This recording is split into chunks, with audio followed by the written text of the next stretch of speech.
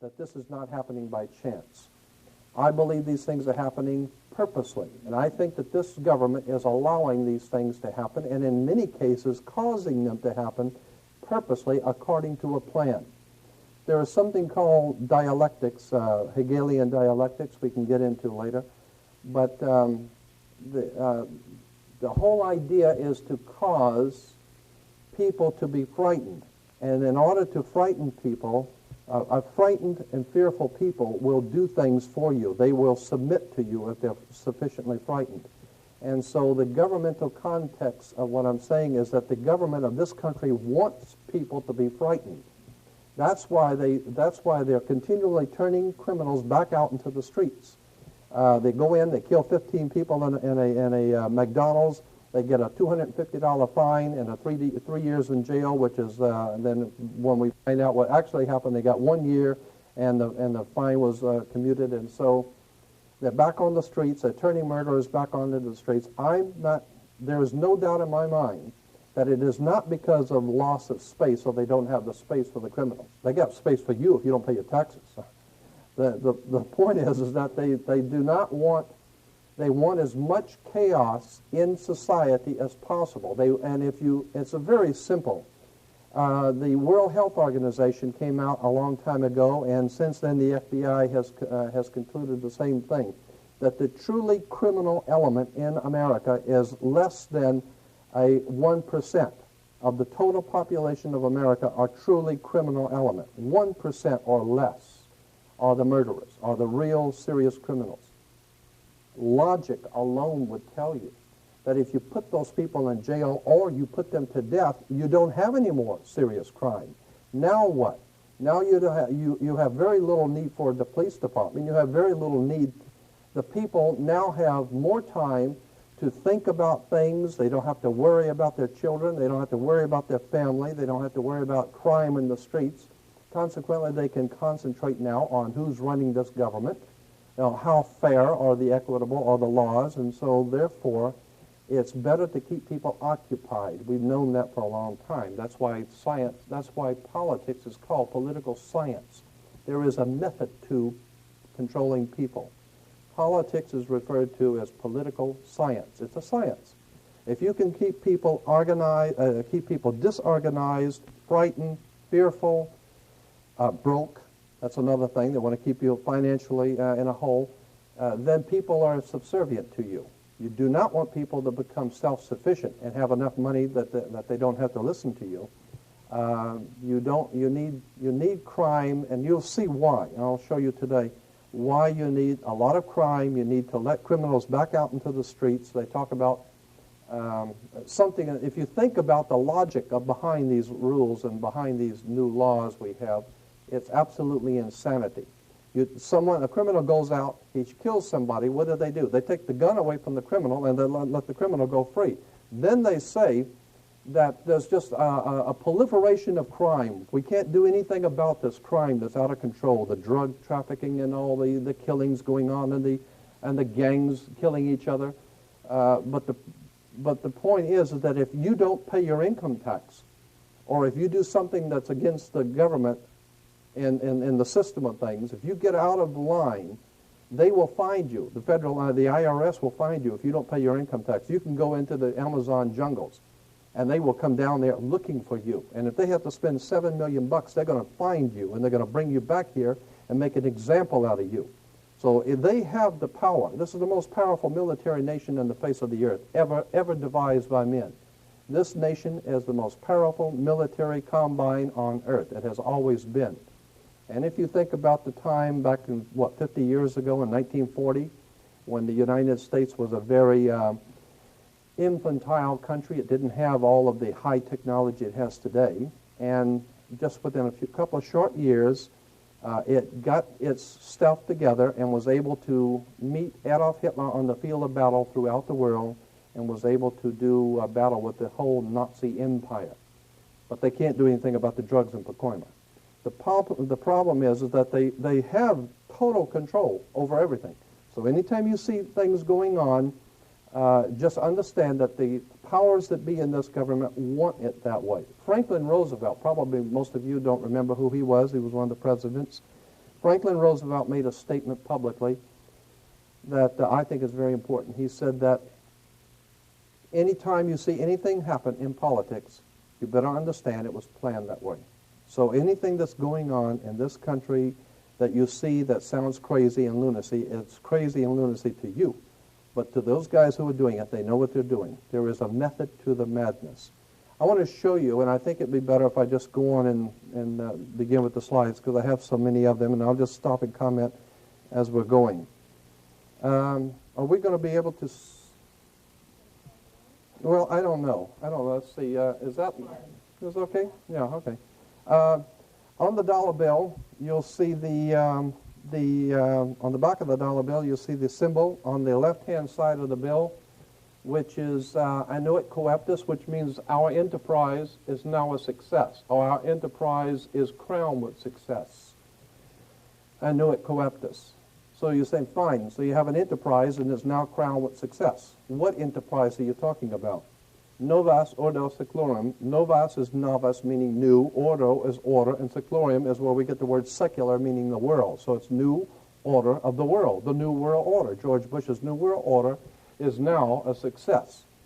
But the problem is this was put on the dollar bill back in 1934. 1934 is when the Federal Reserve actually finally took total control of the United States monetary system, and that's when they said it is now a success, because this is a symbol. This is an emblem of a secret society of Freemasons called the Illuminati, the German Bavarian Illuminati. They were a secret society founded in the south of Germany. They were called the Illuminati, the illuminated ones, the enlightened ones.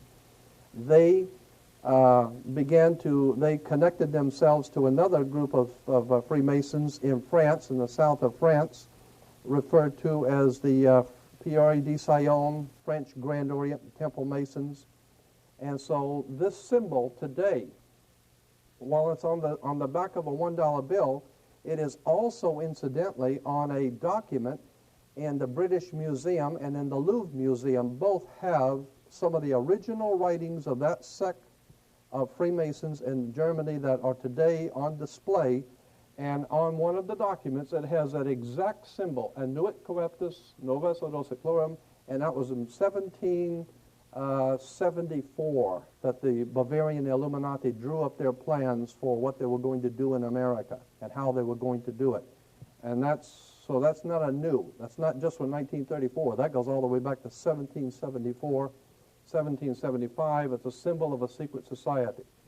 The triangle at the top with the light emanating from around it is Horus, the god of the ancient Egyptians. Of course, this is an Egyptian pyramid. You don't find pyramids in America. You find them in Egypt. And that pyramid is the symbol of the eye, was in the Egyptian religion Horus, which was the newborn sun. Every morning when the sun came up, his name was Horus. That was the solar divinity in Egypt. Horus was God's son, the light of the world, who is risen. He is our risen Savior, our risen. And so Horus was referred to as God's son, and that's why the light is emanating from around, because it's the sun. The sun is a round eyeball of God, the ancient Egyptians believed. The pupil of God was the sun, and he's watching you. And therefore, the sun was very bright. And so today we even say someone who is extremely intelligent is brilliant. They're bright. And that's why God is, of course, the most brilliant of all. Therefore, the sun is the most brilliant because it's God's eye. All right, anyway, there are 13 layers on the pyramid. And the 1776 at the bottom is 1776. A lot of people think it's because of the country being founded in 1776. It has nothing to do with that. As I said, this is on a document published back in 1774, 75, and then in 1776 the Roman numerals appeared on it in Europe. So what it amounted to is that the 1776 was when this secret society actually formed itself into a secret society and put itself into operation. Like any other secret society or fraternal order, there's a few years in the formative stages. And then there's a time when they actually get a charter and come together and actually become an actual organization. and then they get a charter from the government, and they actually are a legal organization. They were in operation in the 1760s, 1770s, but it wasn't until 1776 that they actually made themselves into a coherent order, and it was called the Order and Sect of the Illuminati. They were the basis for what we call today in our country the Bavarian Illuminati was the basis for what we call today the Colombian faction. The Colombian faction of the Illuminati came here right after this government was formed, and that's where we get today Columbia Space Shuttle, Columbia Movies, Columbia Television, Columbia Records, everything, Columbia University. As a matter of fact, Columbia TV, Columbia Broadcasting System, CBS. What is the symbol for CBS? It's the all-seeing eye of CBS.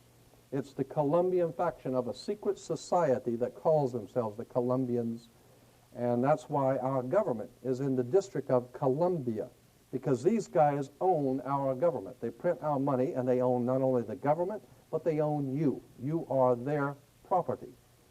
As a matter of fact, when you're born, your birth certificate, on the bottom of the birth certificate, it says the Department of Commerce.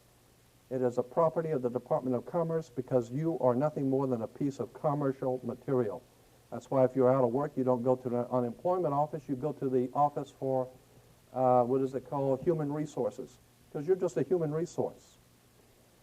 So, in other words, these guys print the money, they run the country, and they own you, and they own everything around it. And so they make the laws, and that's why they can decide who can kill who, and who can get away with who, and who can get away with whatever, because they make the laws and they decide, all right? The new order of the world, our enterprise is now a success. As I said to you before, there are 13 layers in this pyramid. There are 13 letters in Anno Coeptus. We'll get into that, all of this symbolism later. But 13 is a very important number to this secret society. There are 13 stripes. There are 13 stars here, which make up the Star of David. The 13 berries, there are 13 leaves, 13 arrows. There are 32 feathers here and 33 feathers there. Everything is done in sequence of 13 because 13 is an unlucky number. That's why we say 13 is an unlucky number, because the reason why we say it's unlucky is because it is a divinely inspired number. It has to do with God in the heavens, and therefore it's unlucky for you. And it's not supposed to be used by you. 13, of course, is based on, this is what we call Masonic symbolism. Freemasons designed this dollar bill. Everything is done in sequence of 13, and again, I draw your attention to the fact that you have 13 stars here, which collectively make up the Star of David. There's a reason why. Here on the dollar bill, just to show you how clever these guys are and how crafty they are, on the $1 bill at the top, you'll see this little image right here. I think I can make that. This is just an enlargement.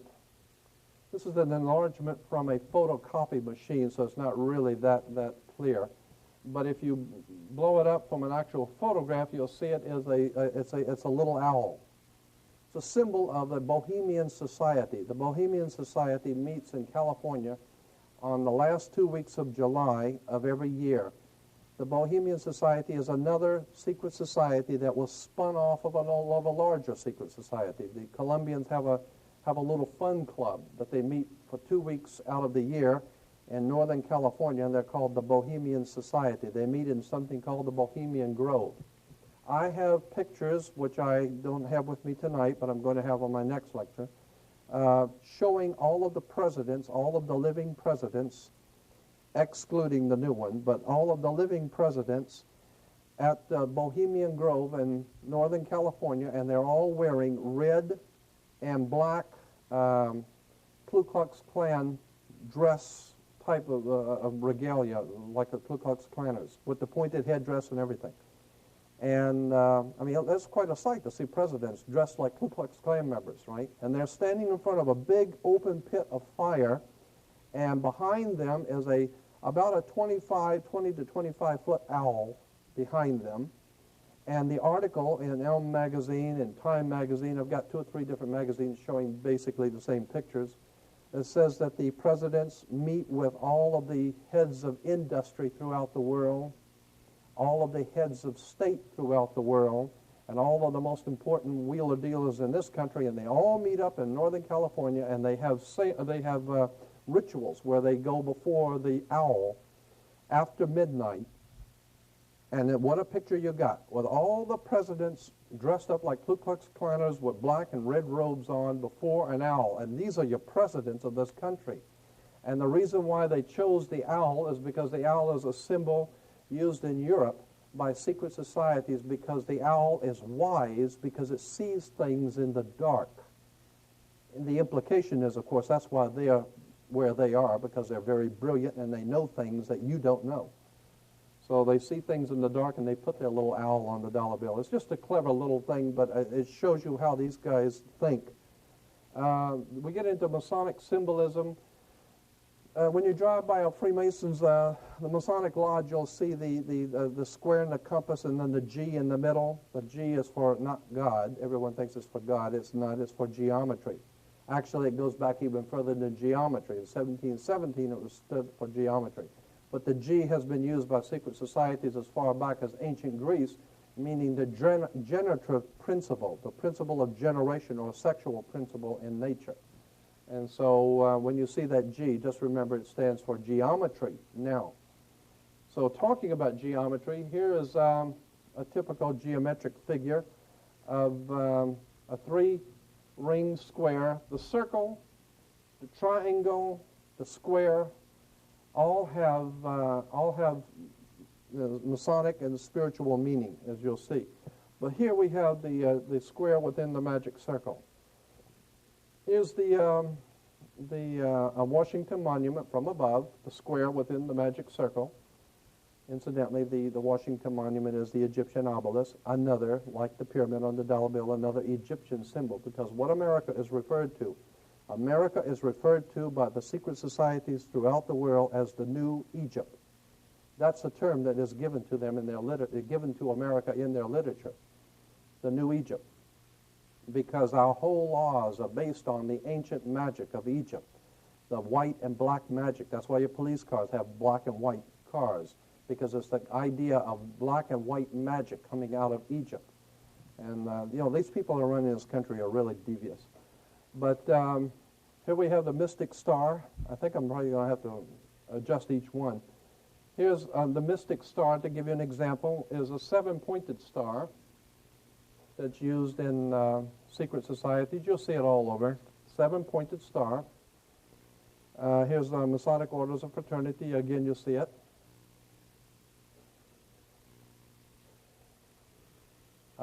Golden Dawn, Enochian magic. Incidentally, as I said, this whole thing is going to be like a shotgun effect. I'm covering a lot of stuff. But the old symbol of John Wayne in the movies, remember in the old movies when the pilots were taking off on the aircraft carriers, you'd always see the military doing the thumbs up signal, when the planes were getting ready to take off, the thumbs up. Well, that thumbs up signal was developed for America by Aleister Crowley, one of the most master magicians the world's ever known. And he also developed for England, for Churchill, the victory sign, the V for victory. The V for victory is from the Jewish Masonic symbol for benediction and life. You'll see that in a few minutes too. But just to show you that symbols and emblems don't just happen. They're for a reason. They mean something. Again, we go back to the seven-pointed star. And California Highway Patrol, wait a minute, there it is. California Highway Patrol uses a seven-pointed star. It has to do with the Enochian magic. And it's a magical symbol. The seven, of course, is the same seven, but the reason why we have 7 days of the week. The synagogues have the 7-candle lampstand, the 7-rayed kingdom. Everything is done in 7. It's a very important number. Here's a double cross, which was Roman Freemasonry. The double cross, which is Eastern, what do you call it, the Russian Orthodox, the Greek and the Eastern Orthodox Church uses the double cross, and it's appropriate because that's exactly what we're talking about here, a double cross. If we understand where that word came from, double cross implies that you've been deceived or been cheated or something. It's a symbol that means something, and I'll show you how it is incorporated into politics. The double cross, like here, and of course on Exxon you have the double cross.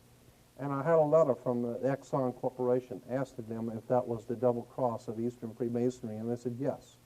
That's why we did it that way. So, I mean, they don't mind telling you if you are smart enough to figure it out. They'll tell you. You write them, and they'll be very honest with you. Here's interesting. This is probably familiar to you. The five-pointed inverted pentagram is generally, the inverted pentagram is regarded as something representing evil.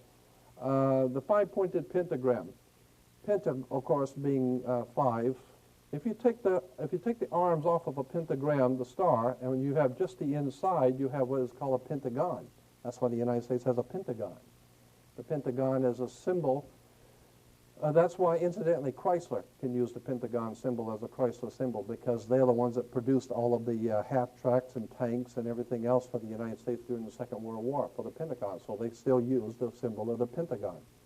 But what's interesting is that this is an upside down with the point pointing down, the two pointing up, and this is a symbol, of course, as I said, representing the devil. And you see a lot of these killers and rapists and murderers, with the five-pointed pentagram. Here it is again, just showing you how it has its connotation with the pointing down, being the devil.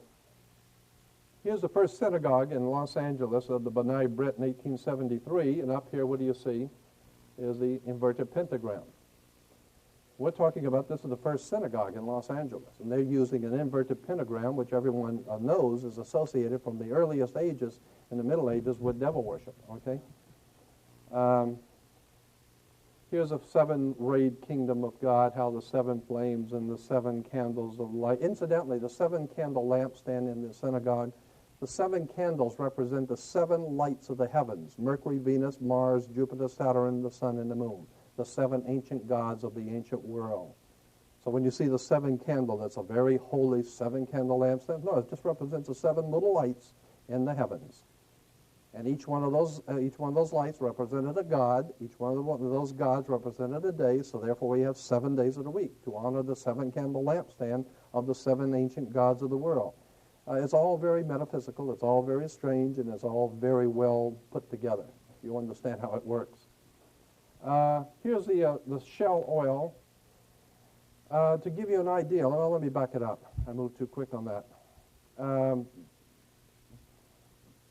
Here's the Panorama Mall, has an emblem, a symbol, and I put the shell symbol next to it so you can see what we're talking about here in shell is the sun rising between two triangles. The sun rising between, that's a sunrise, it's not a shell. Just like the Toyota, you see the sun rising, and I wrote a letter to the Shell Oil Corporation, and I sent them pictures like this, and I had some extensive research material I sent with them and said, is this true? Is this not, in fact, a shell, but it is a sunrise, which is a symbol of a secret society in Europe, and it is used in this way? And they said, yes. They wrote back and said, yes, it is a secret society symbol. It's been used for the last 100 years. Prince Bernard of the Netherlands was a member of this secret society. And so when you drive by a shell, just remember, it's not a shell, it's a sunrise of a secret society, and I'll get into that, what it means later. And it's just to show you how emblems and symbols all around us, and we don't even know what they mean. Here's another one. The eight-pointed star is two squares superimposed on each other. Get it better. There's a square here, and then a square here, and it's called the double square of Freemasonry. The reason for the double square, the first square means that you play fair and square. You know, when you play baseball down at the town square, and if you, anything which is legitimate and right according to the secret societies is square. You play fair and square. And if you go to jail, they'll give you 3 square meals. It's fair. It's the right thing to do, right? And so the whole idea is square means that everything which is right and legal and just and everything's squared. So that's why even in court they say, well, your testimony doesn't square with the facts. It's square means things which are right and correct. When you superimpose another square, the implications of the second square, which you will see, means disorder.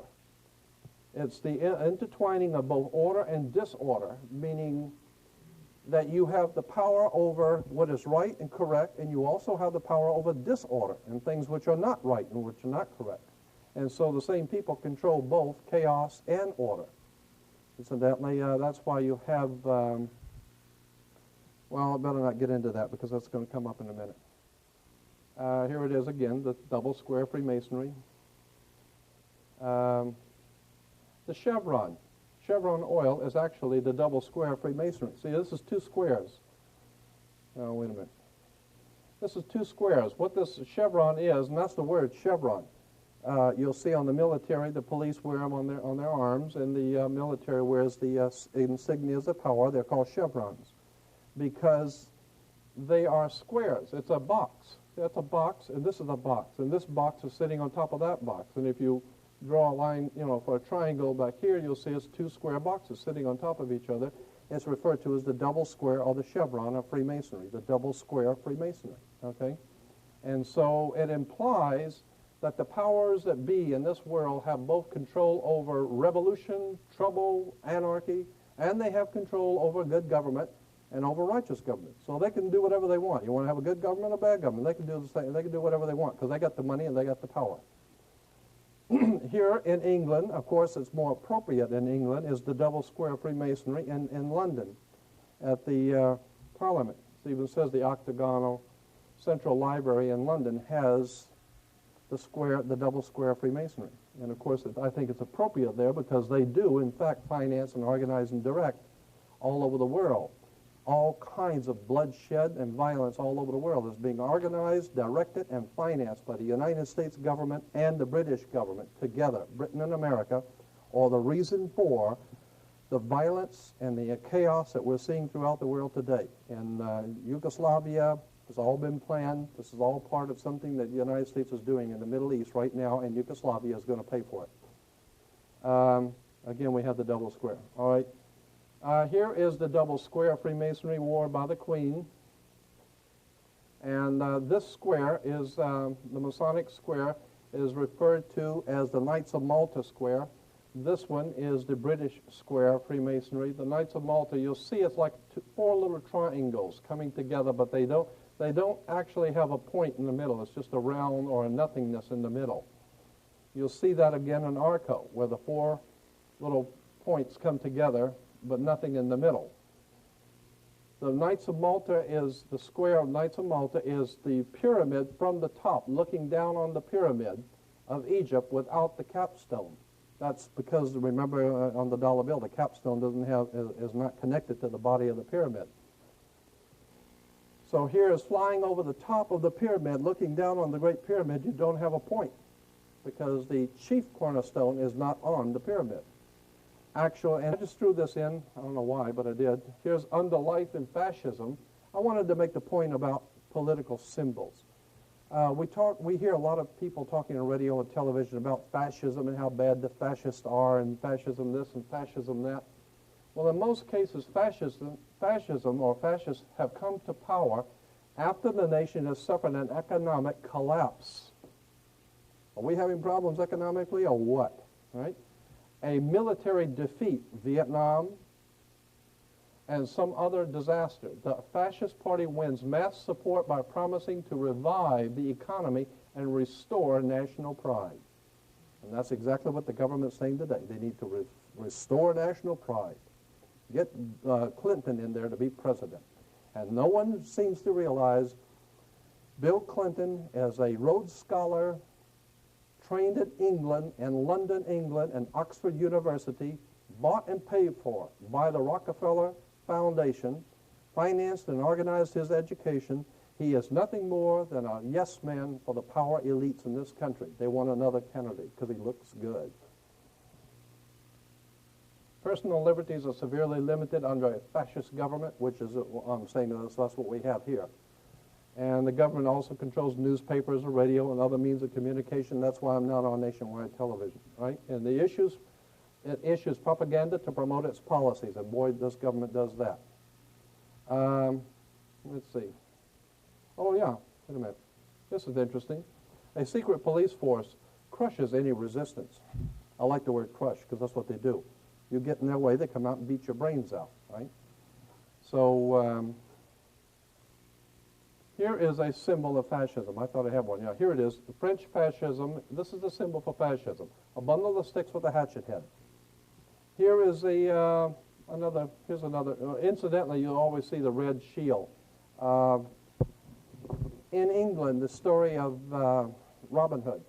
Robin Hood comes from Robin Hood. Always in the movie Robin Hood, which Errol Flynn played in. At the very beginning, Errol Flynn is standing behind a red shield. He's standing here. It says Robin Hood.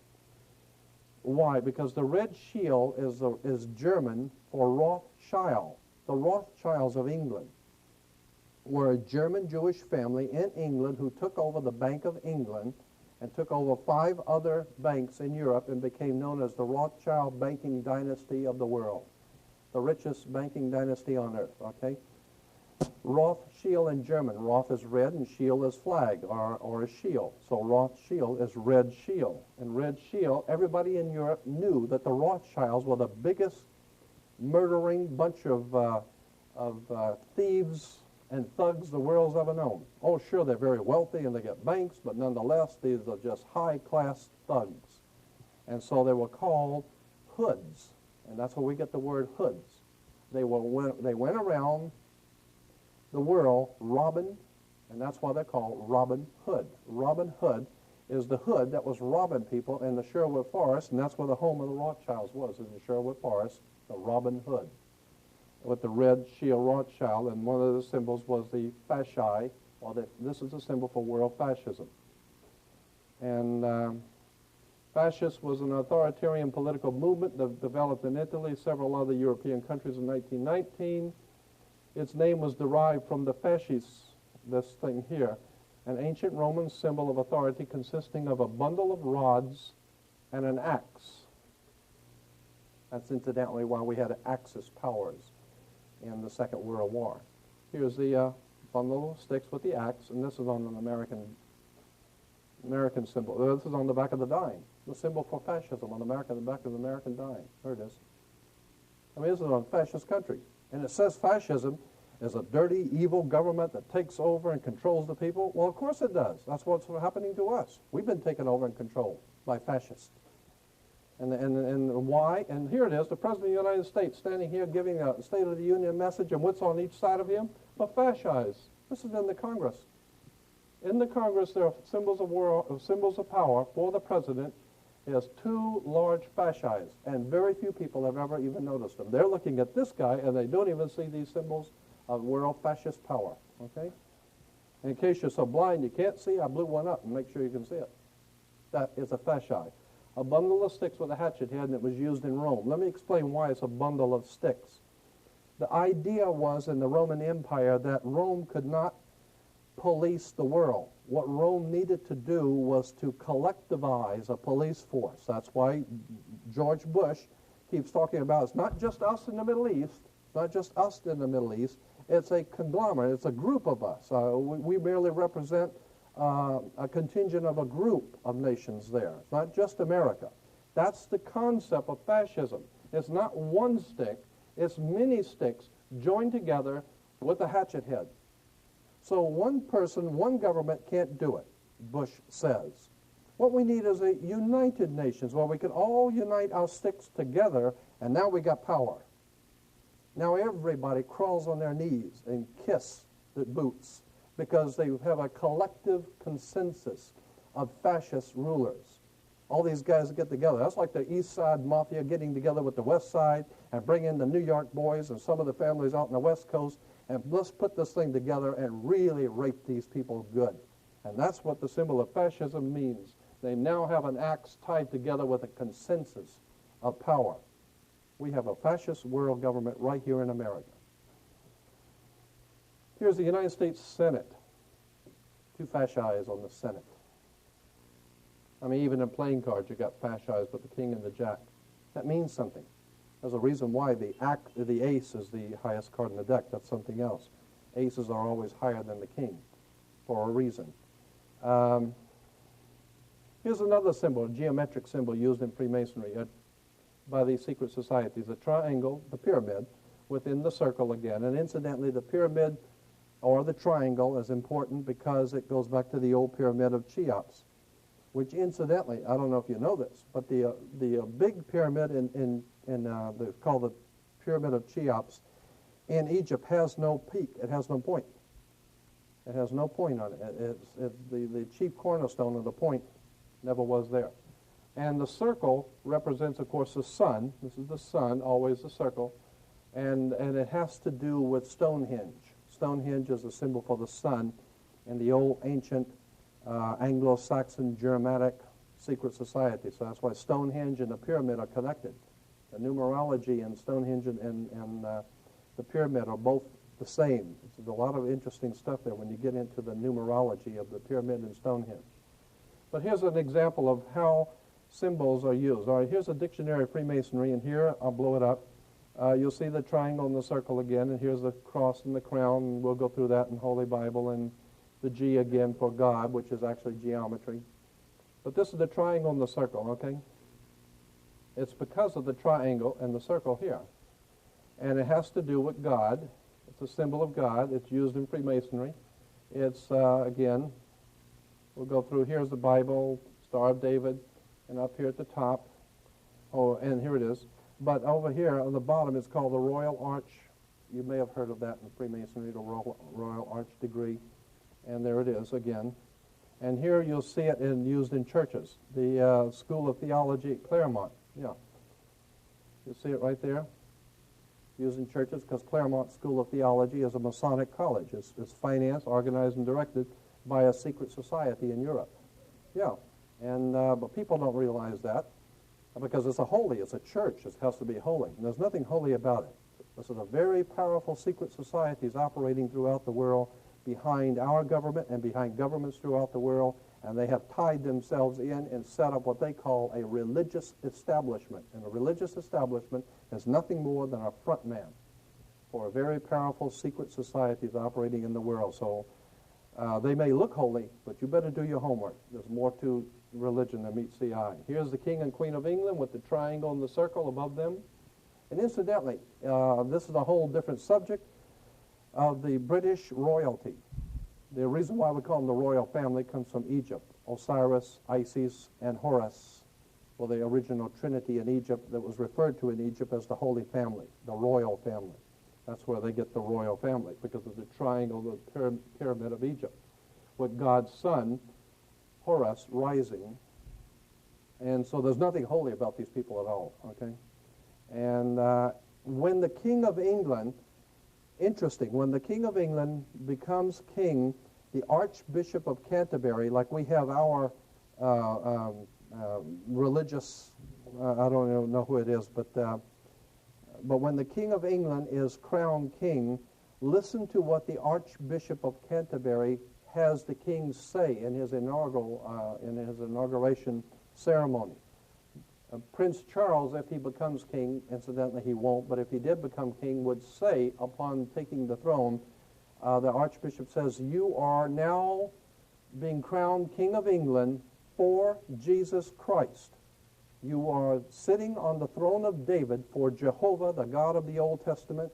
You are, in fact, Messiah waiting for, or Shiloh, who is waiting for the Messiah to come back. So you are going to rule God's kingdom until Jesus Christ comes back." That's what the king is told in his initiation rites. The King of England sits on the throne of the God of the Old Testament for Jesus Christ. He represents God's kingdom. And of course we understand that God's kingdom is going to unite the world in some wonderful paradise condition, and therefore the England is referred to as the United Kingdom. So this is it gets very, very interesting when you see where royalty comes from. They actually believe that God put them there. They're a holy family. But the whole thing is based on Egypt, pyramids, triangles. To give you an idea, El Salvador has the triangle, and they have the circle and triangle. Incidentally, let me go back here. There's a little thing, I'm going to have to get into that on my next one because I don't have any slides to really show you, but there's something called a Phrygian cap of liberty. It's a cap that the old French Illuminati Freemasons wore when they overthrew the French monarchy and the French Revolution. You'll read about in school the French Revolution, those guys who actually overthrew the French government and the French Revolution. They all wore a little cap. It was like a stocking cap, a red stocking cap. And that was a symbol of something called the Phrygian cap of liberty. It goes back to the ancient Roman societies in ancient Rome. And I'm not going to get into it because it's a very interesting subject on this Phrygian cap of liberty, and you'll see it many times and what it means. But the point I'm making here is that the triangle is within the circle even in Nicaragua. And, wait a minute, I'm missing something here. Nicaragua and El Salvador, right. And those are the two countries we had a lot of trouble with in war down in Central America because of this symbol here. That's what is causing the war, is this symbol in the middle. It's called the Phrygian or Phrygian cap of liberty. Just shows you how the triangle and the circle is used. Here's another symbol in Freemasonry. On the Bible, you'll see the cross and the crown. The cross and the crown, of course, is the cross of Jesus within the crown of salvation or whatever. But if you go back to Freemasonry again, you'll see the cross and the crown. The cross and the crown is actually on a chart of Freemasonry, the Scottish and York Rite. We have two rites of Freemasonry in America. The two most important ones are the Scottish and York Rite. The York Rite comes from England, York, England. And when the York Rite came from England, and again I'm saying that this is like a shotgun effect. I'm just making you aware of some interesting little connections. We can get into all of this later. But the York Rite comes out of York, England, and the Duke of York. Prince Andrew is the Duke of York. The Duke of York, the York Rite Freemasons come to America. When America was founded, the first thing they did when the Columbians came over, the York Rite Freemasons came over. And they set up what they call New York. And New York is the Empire State. That's why we have an Empire State Building. New York is the Empire State because it's the new state of the empire, of the New World. It's the New World's Empire State. And the Empire Strikes Back. We get into George Lucas, Steven Spielberg with their Empire Strikes Back and all of that kind of stuff. Because there's symbolism in these Indiana Jones and all that, Star Wars stuff. But anyway, here's a Scottish Rite. They have 33 degrees. That's the reason why you have degrees of Freemasonry. See, the first, second, and third degree. At the third degree, that's why, incidentally, when you're in court or the cops pick you up, they give you the third degree. Right? Reason because the police department is a Masonic order. They wear the Masonic symbols of power on their arm. Incidentally, that's why they call the armed forces, because they use their arm to beat your brains out. And here's the 3 layers of Freemasonry, first, second, and third degree. They're giving you the third degree. Then once you become a third degree Mason, you can either go into the Scottish Rite or you can go into the York Rite. The Scottish Rite is referred to as the Egyptian Rite. Everything that they teach and believe is based on Egypt. Or you go into the York Rite, and everything they teach and believe is based on the old York order, which is supposedly called Christian. Right? So at the here again, you have the Royal Arch Masons. Royal Arch is very important with the triangle and the circle, and there's the Knights Templar emblem again with the cross and the crown. The Order of the Red Cross is one of them, and here's the Order of Malta. When you're giving money to the Red Cross, just remember where it's going. It's going to a Masonic order. And that's why, incidentally, Red Cross can go behind enemy lines during wartime and negotiate for prisoners. Why can they go behind enemy lines and you can't? Because they're part of the war. They are part of the establishment. They operate on both sides. So we got Royal Arch Masons with the triangle representing the pyramid within the sun. We got the Red Cross, the Order of Malta, and that's why Bush went to the island of Malta. They have this summit, and the summit is the top of a mountain, and the pyramid is the old mountain of God. And here's the York Rite with the Order of Knights Templar again. Now here is, I'm just showing you this so that, here is the, again, it says the pilgrimage to Virginia of the Knights Templars with the cross and the crown, and the Star of David with the Masonic handshake. That's the Knights Templar Masonic Order, and here it is on the Watchtower Society of Jehovah's Witnesses. So a lot of people, poor Jehovah's Witnesses, they have no idea in the world that the man that founded their order, Charles Taze Russell, was in fact a York Rite Freemason. He was financed out of London, England by Lord Philippi de Rothschild. His money came from England to found an order called British Israel Freemasonry. He is nothing more than a Freemasonic conspirator to help the masters in England take over our banking system and our government and have everybody prepared to crawl on their knees and wait for God's kingdom, and Jehovah's going to come and save you. Don't bet on it. Cross and the Crown Lutheran Church. It's many places. Kingdom Identity Ministries, we got the Cross and the Crown. It's found in different churches throughout. Here it is again. All these are like what am I trying to say? A catalog for religious symbols. And here's a grinning Cheshire cat with his and he's got the cross and the crown. So when you go to churches and you see this cross and the crown, just know there ain't nothing holy about it. It don't represent nothing holy. It represents a very powerful secret society. Same people who are printing your money are directing the churches.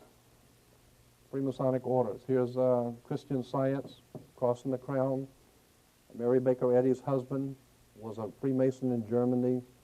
He was connected to the cross and the crown of the York Rite. You find it everywhere. And I'm just making a point, and the point I make many things that we see in churches we think are religious. We haven't got the faintest idea where these churches came from and what they mean. Here it is on church rings, commitment to Christ, and what they have, Masonic symbols on the... Anyway, here's right here in Pasadena, the Methodist Hospital right over here. We're walking distance. Methodist Hospital, Southern California. Masonic emblems from Europe with the cross and the crown. And they're called, incidentally, those this is interesting. Those Freemasons who are operating out of hospitals are referred to as Knights Hospitallers. They are the Knights Hospitallers. They are the ones that have control over the health in America. The American Medical Association, the American Health Associations, all hospitals come under the Knights Templars, or what they call the Knights Hospitallers. So when you hear all this crying and complaining on the news by the politicians talking about the absolutely prohibitive cost of medical care, what they're saying is our brothers in the Knights of Hospital, the Knights Hospitallers, need some more money. So they're jacking up everything. We're being had. We're being had by some very powerful secret societies that control our very life. Everything we see, everything we hear, our food is dominated by them. They're putting chemicals in our food. They're killing our people. They're beating people up in the street. They don't really care. These are fascists. They don't care a thing about you or anybody else. They have only one thing in mind, and that is the direct control over the human race. It's called the New World Order. Here's a community Bible church over in Van Nuys, off of Van Nuys Boulevard. Incidentally, you'll see pyramids all over it and triangles. And here's the front. And inside, you can't see it too well. I got to do a better picture of that. But anyway, it's the cross and the crown. Santa Anita Apostolic Church, cross and the crown. It's right here on the Santa Anita Boulevard. Here's another one. This is over here on Colorado Boulevard in Pasadena. It's I think it's a Presbyterian church or a Methodist, I'm not sure. Inside, here it is again. And so when people see all of this, it looks very holy. What you don't understand is that this comes from the Middle Ages. These are symbols out of the Middle Ages of secret societies of Freemasons. These are Freemasonic emblems, the colors. There's a reason for the blue. There are a reason for colors. There's a reason for the symbols. It hadn't got a thing to do with the Lord. It hadn't got anything to do with anything that's holy. These symbols come out of the Middle Ages, out of Germany and France and Spain and England. And as they move into our country and taking over our land and subverting us into slaves, they give us all of these symbols and emblems with their Masonic order of Knights Templars. And they think they have pulled it off. But like Lincoln said, you can fool some of the people some of the time, and most of the people all the time, but you can't fool everybody all the time. They haven't fooled me. I've been on this for 35 years. I got associated with this through my mother's uncle when I was a little kid. He worked at the Vatican Secretary of State's office as a civilian. And every 3 or 4 years, he'd come home and talk about all of this stuff. So I grew up listening to this. And here is a sovereign grand commander's flag for world Freemasonry. Okay? And on the supreme flag, which is, of course, they accepted all over the world. Incidentally, if you go into a court today, when you go into a court, if you see an American flag in any court, state or federal court, if it has a gold fringe around the flag, do you know what that means? There's a very good reason why certain flags have a gold fringe. In other courts, the flag does not have a gold fringe. According to international maritime admiralty law, when a government is at war, it must fly its flag with a gold fringe to show sovereignty in a point of war, in a time of war. It's called martial law. In a time of war, flags have gold trim, which means before we were this country and we were happy. We're at war. You see that gold? That means sovereignty. We are at war. Gold fringe means martial law. So when you go into a courtroom to pay your fines or a ticket or anything, and you see the American flag with a gold fringe, that means this is a military court. This is martial law. And they have the right to beat your brains out with a stick if they want to. This is not a civil court. It is martial law court under military control. And the judges know that. And most people don't understand that. But anyway, on this world symbol for Freemasonry flag, you'll see the snake biting its tail. That has to do with something occult. But the words, Ordo ab Chaos. You'll see it, Ordo ab Chaos. You'll see it in Masonic literature, the double-headed eagle. Incidentally, you probably have seen the double-headed eagle many times. The double-headed eagle in Freemasonry means the Masonic order is symbolized by the eagle. Incidentally, we have an eagle as our symbol in America. But the double-headed eagle means that it is a Masonic order that has jurisdiction, like the eagle of America has jurisdiction over us.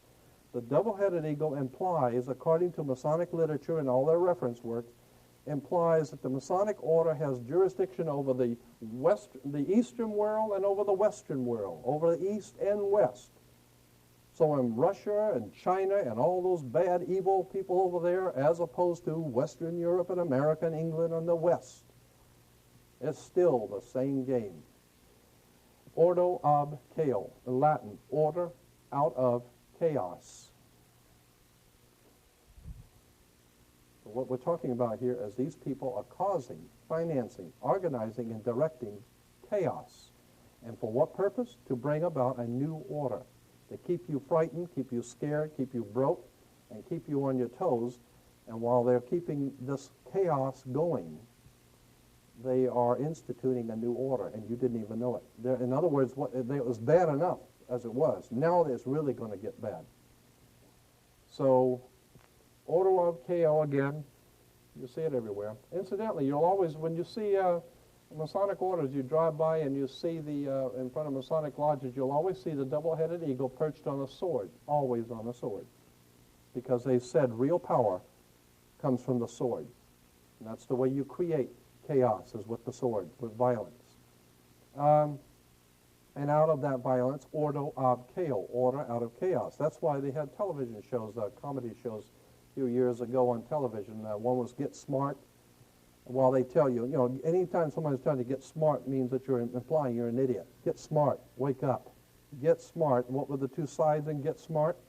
One was chaos, and the other was control. Right? Get smart, wake up. This is what's going on here. It's a scam. So when you see that everything, all this rioting and all this killing, the gangs killing, that's all being planned. This government is planning this government is planning gang warfare. They want the gangs to kill each other. That's part of the strategy. It's incredible. Ordo ab Chaos.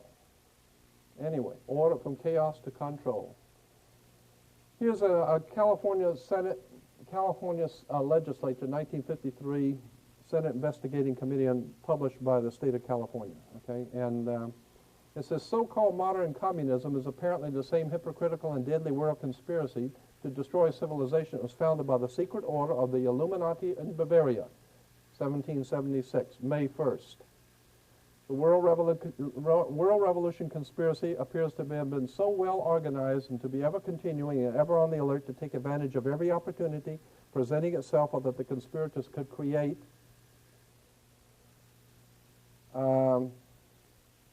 it is significant in this connection that as early as 1783, when unsettled conditions and dissatisfaction in some quarters had arisen in the American colonies, subversive anonymous sermons were circulated among the colonial army to incite dissatisfaction and rebellion.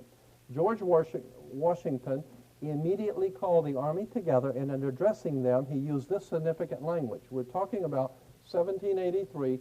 George Washington said this, quote, "My God, what can this writer have in view by recommending such measures? Can he be a friend to the army? Can he be a friend to this country? Rather, is he not an insidious foe, some emissary perhaps from New York?" So George Washington already realized that there are conspirators who are planning our demise, and they're operating out of New York. Then the Senate goes on to say, it is plain that Washington believed the then center of this secret conspiracy, so far as this country was concerned, to be located in New York, and felt it to be his duty to make such a direct statement. So what we're talking about here is as far back as 1783, we've known what was going on. Well, I better go on to the next quote because it'll make sense. The recognition of May 1st, 1776 as the founding date, which is on the bottom of the pyramid on the dollar bill, 1776, has nothing to do with founding this country in 1776. It has to do with the founding of the Illuminati in 1776. The recognition of May 1st, May Day. That's why in military, when a plane's going down or there's trouble, they call it, it's a May Day call. It's a May Day. May Day means trouble. That's right, because these people are trouble. They cause chaos, violence, revolutions throughout the world, bloodshed in Afghanistan, in Yugoslavia. Anytime these people decide they want you, that's trouble. It's May Day, and that's the symbol for them was May 1st. That's when their conspiracy was formed in 1776. Now, the recognition of May 1st, 1776 as the founding date of this world revolution conspiracy is not difficult to understand when it is realized that May Day is frequently celebrated, even in recent times, by rioting and bloodshed on a worldwide scale. That's why the Soviet Union always had their May Day parades, because the Soviet Union was always going out and killing people and murdering people, and they would celebrate on May 1st, because what they were saying on May Day was that they're celebrating the world conspiracy. They're celebrating the world Masonic conspiracy that is financing the Soviet Union. And incidentally, and as it says, it's often celebrated, even in recent times, by rioting. That's when we had our last riot in Los Angeles, was on May 1st, May Day. I mean, the thing that happened in Los Angeles was set up. The CIA and the federal government set up what we call the riot in Los Angeles. They set up those four guys to, the whole thing was a setup. Dick Gregory even got into this for a 3-hour talk on KPFK, where this whole thing of Rodney King beating was a setup. It was all planned. It was purposely planned. It was purposely designed because they knew the people would be angry and would riot. It was a setup. The whole thing, that's why in wartime, we call in this country in wartime, generals talk about the theater of war, the Pacific theater, the Atlantic theater, the European theater. The theater implies it's an act. It's a plan. It's just a theater. It's entertainment. You know, that's all it is. It's a theater of war. In other words, when you see all this violence and raping and killing going on in Czechoslovakia or Romania or wherever the hell it's going on, or in Yugoslavia, it's all been planned. Now, what do you think the Pentagon is all about? They're sitting there planning how they're going to take over different countries, what they need from certain countries. They're breaking the monetary systems of the world. It was all being well planned. There ain't nothing, like Roosevelt said, there ain't nothing happening by chance in politics. Anyway, in issuing this manifesto, the communist conspirators evidently believed the time had arrived when, with the aid of ignorant victims, a worldwide takeover could be accomplished, and there were not enough ignorant victims then, and the expected coup failed. The conspirators thereupon conceived a plan for the future of supplementing the long-established secret conspiracy in existence since May 1st, 1776, with an unremittent public campaign for victims among the ignorant of all nations, and in an attempt to hide from view the underlying hypocritical conspiracies existing since May 1st, 1776, it was decided that in such public campaign the manifesto of 1848 should be heralded as the founding date for communism, and Karl Marx falsely proclaimed it as its author. What this is saying is that we are taught in school that communism is directly caused by Karl Marx and Friedrich Engels writing the Communist Manifesto. In 1848, Communist Manifesto was written by Karl Marx. No such a thing. History tells you that it was written, the Communist Manifesto was written in 1776 in Europe by an order of Freemasonry called the Illuminati. And it wasn't until 1848 that they decided, well, we better tell everybody that somebody else did it. So we'll say Karl Marx came up with it in 1848. No way. What we call communism is nothing more than a plan, banking elements in England and America to divide the world between two divisions, to divide the world between the East and the West, so that you can have war. You've got to have war, chaos, before you can bring control. That's why the United States financed Adolf Hitler. The United States financed the Soviet Union. Soviet Union is called the Soviet Union, not because it's a union of states, it's because it was a unionized under International Labor Organization, the ILO, which is originally called the IWW, the International Workers of the World, which because they wanted to unionize all labor. Painters Union, the Carpenters Union, the Soviet Union, it's unionizing labor. And once you can unionize labor, get control over monetary and labor systems, now you can have them war with the control over them. These people are very, very smart. They've got this stuff together. And here's George Washington's, the writings of George Washington from the U.S. government printing office, from original manuscripts. Here George Washington says, I have heard much of the nefarious and dangerous plan and doctrines of the Illuminati.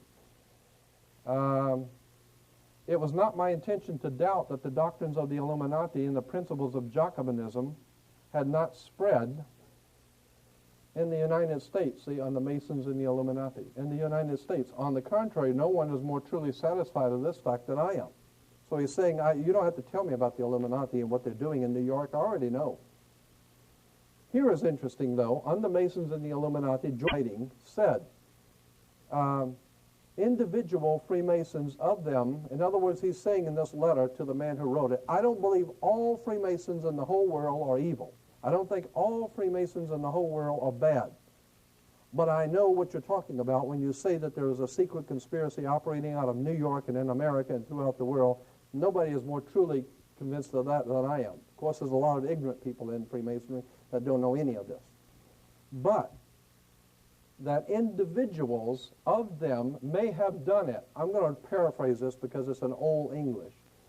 Washington is saying, the idea I meant to convey was that I did not believe that the lodges of Freemasons in this country had, as societies, endeavored to propagate the diabolical tenets of the first, the Illuminati, or the principles, the pernicious principles of the latter, the Jacobins, if they are susceptible to separation. But that there are individuals in the Freemasonic order who may have done this, or that the founder or instruments employed to found the democratic societies of the United States, later to become known as the Democratic Party. The founder or the instruments employed to found the Democratic Party in the United States may have had these objects in mind and actually had the separation of the people from their government in view is too evident to be questioned. What he's saying is that the Democratic Party was founded by a secret society of Freemasons that have one thing that they wanted to do, and that is divide the people from their government. Because before, under a Republican form of government, the people had total control because they were sovereigns. Under a democratic system, when you elect a Democrat, they were already had the idea of separating the people from their government. You just elect some airhead here and send him to Washington. But what you don't know is that this person is not even allowed to run for office unless he is one of them. He's not even allowed to run for Senate or for the state or for any position without being a part of this thing. So if you want to run for office, you just go out and try and see how well you can run for office without being a part of the Illuminati or the Freemasonic order of things. If you don't belong to the right club, Jack, you ain't going nowhere, period. Here's a congressional report from the congressional hearings on steps toward British Union, again, Union, steps toward British Union, a world state in international strife. I'll run that back by you again. British Union, a world state. What are you talking about, a world state? You're talking about a one world order, a world state, an international war. And on page 13, this is a very interesting document, 28 pages long. But on page 13 it says, let me call your attention to the fact that on the reverse of the Great Seal of the U.S., which appears on dollar bills, you will find the exact symbol of the British Israel World Federation movement. This symbol is also carried on literature of other organizations promoting a world government and a world religion. At the bottom of the circle surrounding the pyramid, you'll find the words Novus Ordo Seclorum. This is the new order that was advocated by Clinton Roosevelt several hundred years ago.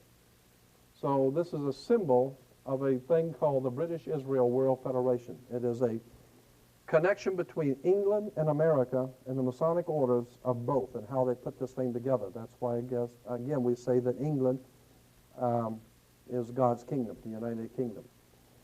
And as a matter of fact, there's a very big difference. A lot of people don't know this. There's a very big difference between being an English and British. British comes from a Hebrew word. Brit in Hebrew means a contract or a covenant. And ish in Hebrew means man. Therefore, British means the covenant man, man of the covenant. What covenant? It's the new covenant, God's covenant for a kingdom through Christianity, through God's kingdom, the United Kingdom, the British. And the British, with America, are involved in something called British Israel Freemasonry. And all these dopes in Washington, D.C., and these conspirators in Washington, D.C., the District of Columbia, are nothing more than frontmen for a very powerful secret society is preparing us to accept something that's called God's kingdom. Remember, Armageddon's coming, the end of the last days, the end of the world, Jehovah's Witnesses, the Mormon Church, the end of the world. You better do your homework. There's something going on here.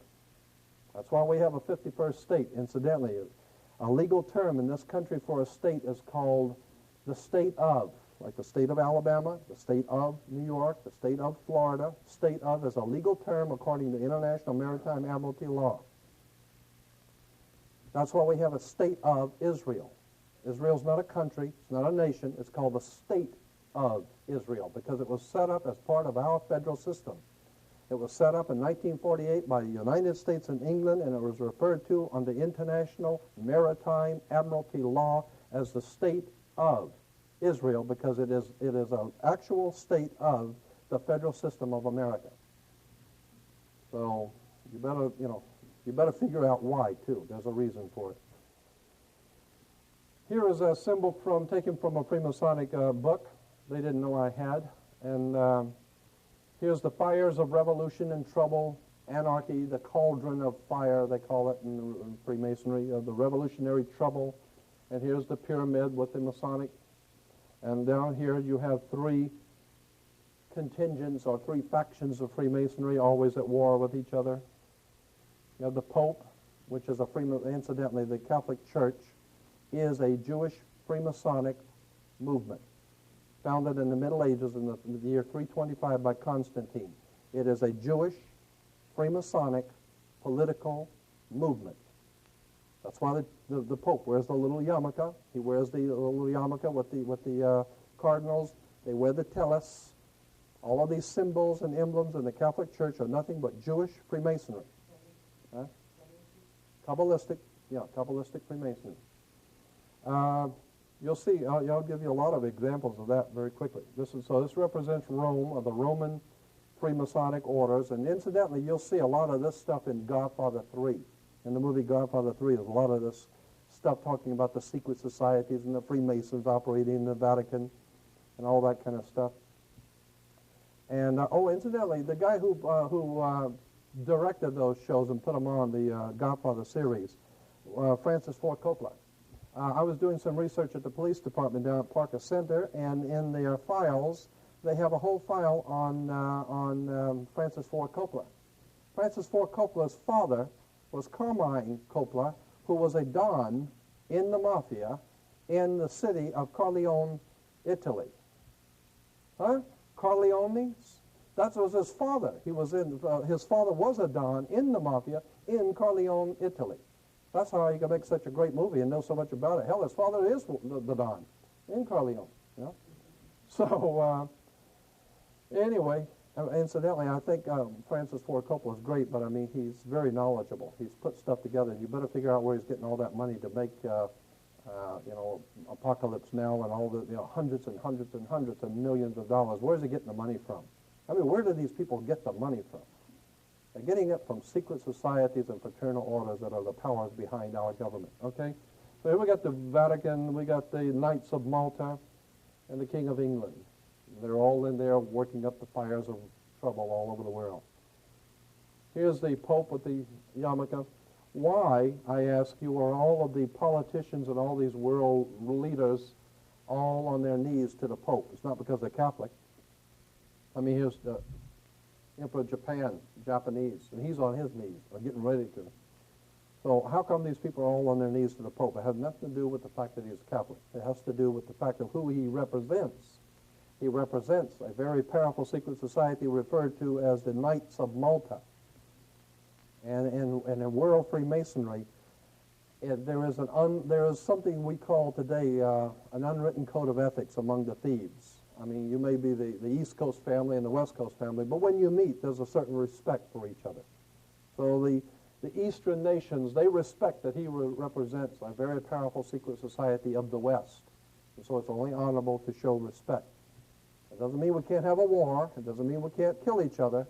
But this is a state affair, so we all on our knees. And these symbols here, the stripes going over the shoulders, all are Masonic emblems. They always represent who you are in the Masonic structure of things in world Freemasonry. That's it, exactly. That's why they killed John Kennedy, too, because the Pope, they were afraid.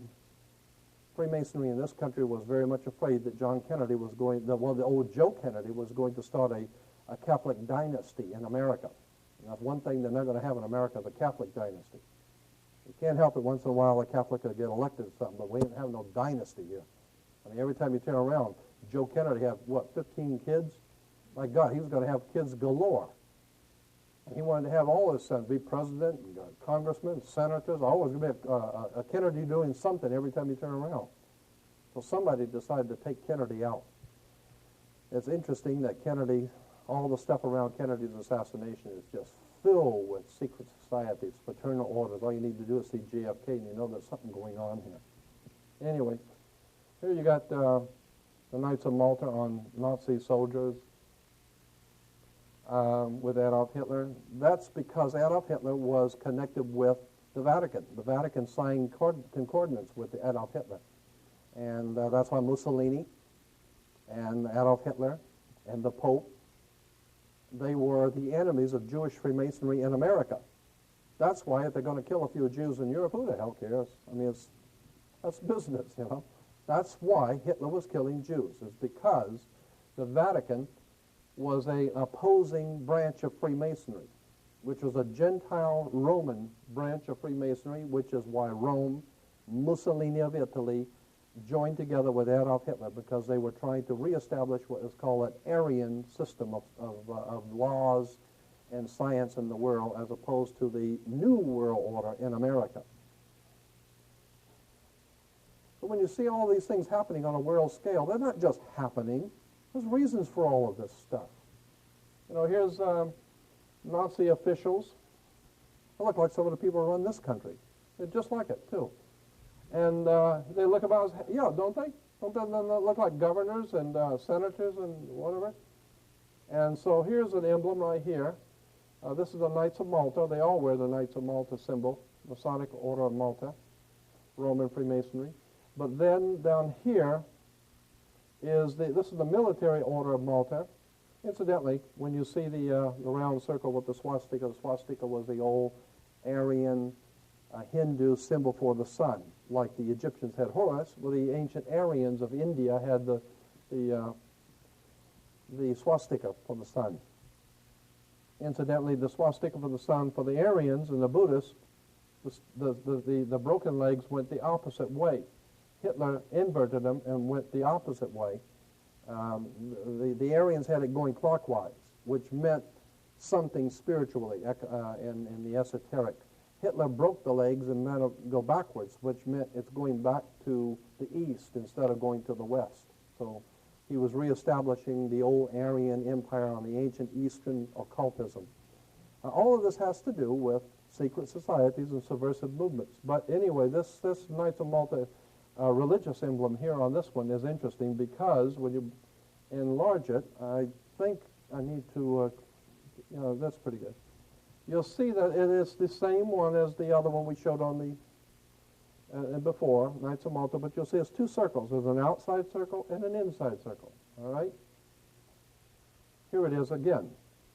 Outside circle and inside circle, okay? Knights of Malta, religious Knights of Malta cross. And there it is again. But where is this at? It's in Pasadena. First Congregational Church in Pasadena.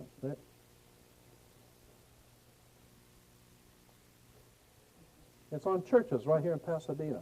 The Knights of Malta, religious Knights of Malta symbol. So, and something else you might be interested to know. On all churches, you'll find pointed arches on the doors. You go in the church with a pointed arch, and the windows are pointed arches. The pointed arches symbolize the female. The pointed arch of the female. And that's why that's why they would never allow women to be priests in a church, because the philosophy which gave birth to what we call Roman Catholic or Western Christian civilization was based on the female arch, and the priest wears the robe, or the robe, which is the female dress. A robe is a female dress. And a priest wears a robe because spirituality in the ancient world, according to the ancient world, spirituality was always in the hands of females, not the males. Men were never thought to be holders of religion or spiritual creatures. They were the ones that went out and killed and raped and murdered and brought in the food. The women were the ones that nurtured the child, brought civilization to males, because if you take all males, you lose civilization. You need the female to civilize society. Yes? Oh, yeah. Compass of the male. It has to do with that. And that's why I said the priest represents what the long robe, he's representing female wisdom, or something the Greeks call it Pista Sophia, female wisdom. And within the female wisdom, beneath is the male. So it all has to do with symbology. It all has to do with sex, the female, pointed arch, etc. All right, then we get up here to York Rite Freemasonry again, and here is the Masonic square, or the Masonic, the Malta, Knights of Malta cross. The cross, that's the same one the Queen was wearing. Right? The Knights of Malta cross. Here it is again. Let me go back to that. Order of Knights Templars. That's why in Israel today, you see the Jews going to the Wailing Wall, and you see this in the news. They're at the Wailing Wall. And it's the wall in which they wail. They wail because of the Wailing Wall was put there It's a very difficult story to say in a couple of words, but that's where we get Wall Street, from the Wailing Wall, the Hebrews who wail on the Wailing Wall of Wall Street. It has to do with symbolism, which goes back to Solomon's Temple. Solomon's Temple was the symbol and the home of what is called the Knights Templars, Knights of the Temple. That's why Steven Spielberg has the Jedi Knights, and the Empire Strikes Back and the Jedi Knight. Incidentally, according to, if you go to the library and look up the Masonic folklore, you will see that the spiritual connection between the Freemasons of the York Rite and God was a little spiritual creature they called Yoda, with little pointed ears, and he was a magician. They call him Yoda. Yoda comes from Yoda, or Judah. It has to do with Judah, Yoda, the Knights of Malta, and whatever. You know, you could make a whole study out of any of this. You could make a 3-hour lecture out of every single thing I'm saying. You could spend hours on it, but I'm just throwing all of this stuff in just to show you that there are connections that can be made. Anyway, the Knights of Malta with their Maltese cross. Here's another Knights of Malta, 33rd degree Freemason with the Knights of Malta. Okay. Here's the same one on Masters of the Universe. Right. That's what they intend to be, is Masters of the Universe. I mean, hell, they own the Earth. Now they're going for the universe, right? Now they want to go out to other stars, moon, own the whole universe. Masters of the universe. Blonde hair, Aryan. Remember Hitler with the blonde hair, Aryan, Knights of Malta, Catholic Church, kill the Jews. Hey, it's all connected. Right? Okay? You get the Knights of Malta again. And I'm drawing your attention to this strange configuration here because you'll see it again in the fire department. LA Fire Department has the Knights of Malta.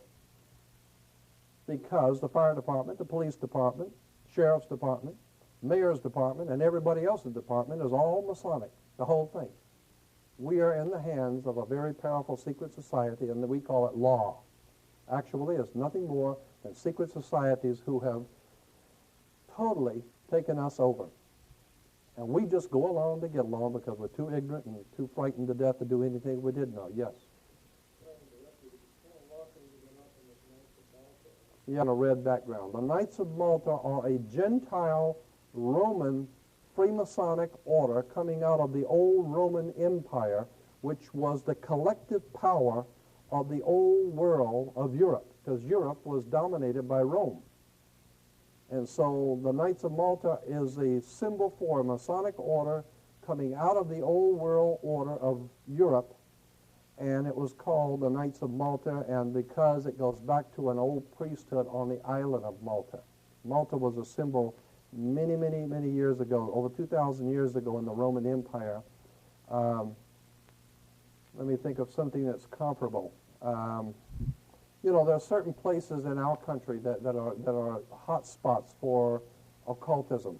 And in the Roman Empire, Malta, the island of Malta, was a place where you go there, and those people are really off the wall out there. They got strange stuff going on there, occults and all that kind of stuff. So Malta was always a symbol for occultism in the ancient world. And so the Romans had what they called the Knights of Malta, the knights who operate. Yes? No, the Illuminati, the Illuminati is a relatively new phenomena in Freemasonry. It came in 1776 with Adam Weishaupt. But what the Illuminati was merely a course correction in Freemasonry. There was the Roman world under the Roman domination of Europe, Freemasonic orders.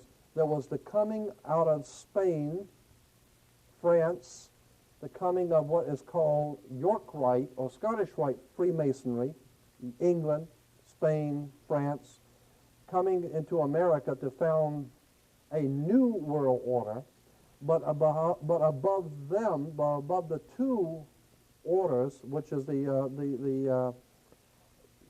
eagle with the double head, implying that both sides both the old world order and the new world order are being dominated by a third one. And that's what Ian Fleming in his James Bond novels was talking about, that there's a third power over the two. And it's controlling both. And that's the Illuminati. No, this is just showing the Knights of Malta symbol, which is Roman Freemasonry, but it shows how they don't mind using both sides, as long as you remember that America is a York Scottish Rite country. They don't, you know, they're symbols of Freemasonry, and what I have to do is I have to show you their works, their reference works, that explain these symbols and how they connect, because they're very open with it. They explain their symbols and how they got here and what they mean and why they allow them to be used.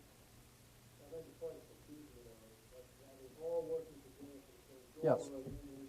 No, they're all working together for the same goal. The same goal is to create chaos, to have Adolf Hitler fight the United States, have Russia fight America, have China fight. All of this stuff is being orchestrated from a higher Masonic order. Well, that's the thing that there's been a lot of conjecture on. There's been a lot of books written about that. Ian Fleming wrote his James Bond novel. He called it Spectre. Remember, somebody, the secret, petting the cat, and he's putting the West against the East all the time.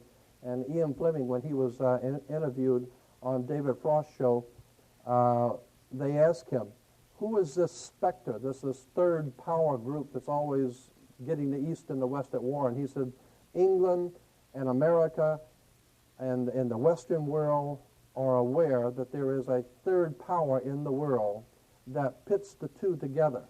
And that is operating, he said, out of Switzerland. That's what I think is why Switzerland is a neutral country, because that's where the big boys live. And you don't mess with, yes, the World Bank. As a matter of fact, in Switzerland, there's a large building in one of the cities of Switzerland, and I had a big color picture of it. I don't have it on slides now. There's a large building in a big downtown city in Switzerland, and it's a round, perfectly round building, enormous in size, look like maybe 2 or 3 blocks, round circle, and it's divided into equal 3, into an equal triangle. And 1/3 is it says in the article, 1/3 of the building, and then when you fly over it, you can see it. It's like the peace symbol. That's why the peace symbol was the Y within the circle, okay? It was called in runic, in the old German runic, it was called the peace symbol. Anyway, the 1/3 of that building in Switzerland is the world headquarters for the United Nations. 1/3 of the other third is the World Bank, the International Monetary Fund, and the other third is the world headquarters for Freemasonry, the Masonic World Congress. So you got the Masonic World Congress, World Government, United Nations, and the World Bank. This way they keep it all together. You don't have to go out for coffee. You can all work together, right there together, right? Yeah, it's incredible. Here again, I show you the Pope with the Jewish yarmulke. There's a reason why the Pope wears a yarmulke. That's a Jewish headdress. That has nothing to do with God. It has to do with Jewish Freemasonry. The reason why he is called a cardinal, the word cardinal means a hinge on a door. That's what the word means in Latin, a hinge. And the Pope, the word Pope comes from Papa, which is Latin, which means the door to the mysteries. He is the one that you must go through to open up the mystery of God. So therefore, he's the door and he's the hinge. The cardinals are the hinge for the door. And it goes all the way back to Babylon. It goes back to the old ancient Babylonian and mystical religions. Here's a document I got from a Freemasonic friend of mine who got me this document. It's a color. It was on the wall, and I asked him if he had a color reproduction of it. He did. He gave it to me. And it shows some of the different, what is called, the different divisions of Freemasonry throughout Europe. And what they mean and how these guys are all connected together. You know, from England to France to Italy, Spain, it's all being connected. It's all being orchestrated. And yes, I'm not even sure what those words are. That one? I sat and talked to the librarian, the chief librarian. His name was Cook. He was the one that had a copy of this, and he was just explaining how these were the different concordant orders of Freemasonry. in some of the different symbols that are used throughout Europe. I thought it was interesting when I first saw it because that looks like the Pope's tiara, Pope's diadem, right? And that looks like the Pope's diadem. And I called that to his attention. And he said, yes, it is. That's the papal headdress. With the, so what we're talking about here is free. Huh? Yeah.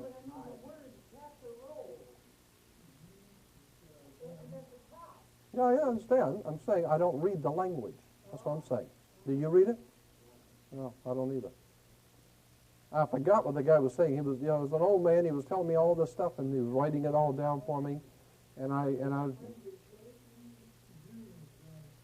J-E-U, D-La. Probably. That probably has something to do with it. Yeah. Well, whatever. Yeah, whatever. And he's part of the group and part of the plan. Of course.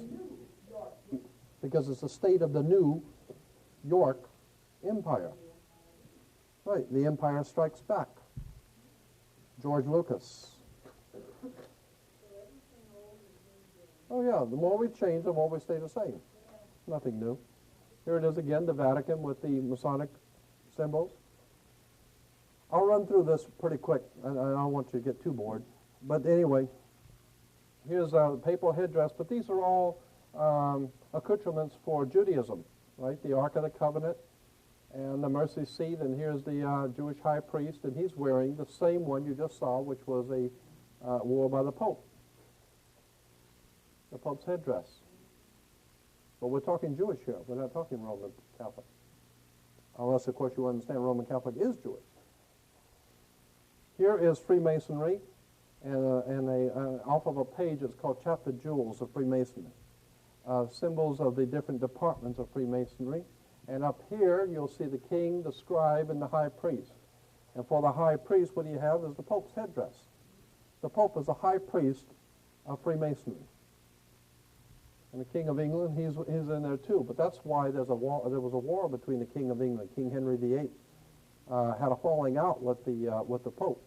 And the King Henry said to the Pope, I don't like the way you're doing things here because you're hanging out too much with the wrong kind of people, and so our Knights of the Order of York are not happy with you, and so we're going to break it off. We don't want you ruling England anymore. So from here on out, we're going to be king of the kingdom. The keys are going to be those keys on the bottom of the papacy on the Masonic. Well, let me go back and show it to you. Come on, one more time. Where are the keys? I thought the keys were, okay. Anyway, on the papacy, you might see it here yet, there's always those two large keys under the Pope's symbol.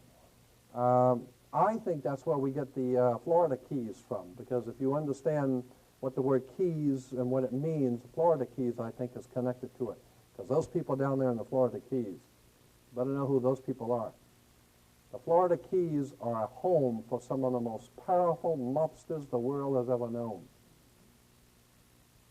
They got a whole thing down there, and if you understood how many millions and millions of dollars, I mean countless millions of dollars, went into just building that highway from the coast of Florida all the way out to the Keys.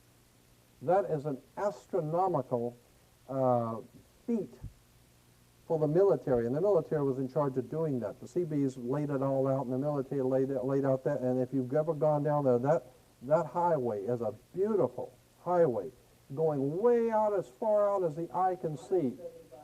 Right. Now, how much did that cost? And how come you put it out there? For who? So, yeah. They didn't put it out there for me. I don't live there. 175-mile bridge out in the middle of nowhere, and I don't mean no little platoon thing. I mean a beautiful bridge going all the way out to those islands, and there are hundreds of islands out there. Why? Because those families that live out there were friends like B.B. Rebozo, the friends of Nixon. I always see the presidents going down to the Florida Keys. That's because these guys who are the powers behind this live out there in the Keys on those islands by themselves, like in the Sean Connery, James Bond movies. These guys are absolutely horrendous. They got a thing going that will not stop. And we have no idea in the world what's going on. That's why they call it the Florida Keys. Again, I say within the triangle of Freemasonry, you have the Pope's hat. Here is the breastplate of righteousness for the Jewish high priest, the high priest of Judaism, with the Masonic apron, the fleur-de-lis, which is a symbol of France, which is a symbol of sex, joining the male and female, and he's wearing the Pope's headdress, okay? Here's another Masonic apron, and on the apron you will see King of England, the Pope. Incidentally, that's why when you go to college, you get out of high school, you wear, when you graduate from high school and college, you wear a black robe, same black robe that a priest wears. It's the same black robe that a judge wears. And the square you wear on your head when graduating is called a martyr board. It's a square of Freemasonry. So if you go to church and you do things right and you stay in line, you're square. Yeah.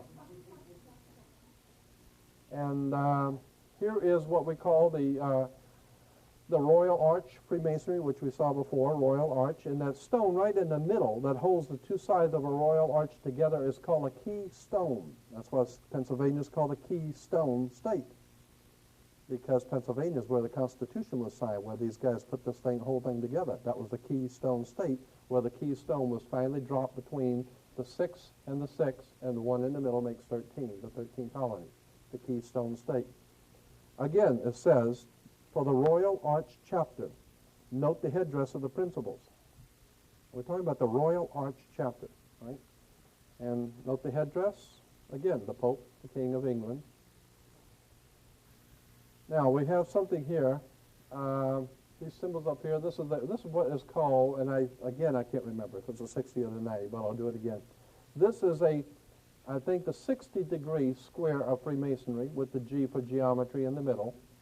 The 60-degree, and incidentally, the reason why it's like this is because of the triangle pointing down and the triangle pointing up. You know, if you cross them, then it becomes the Star of David. That's why it's there that way.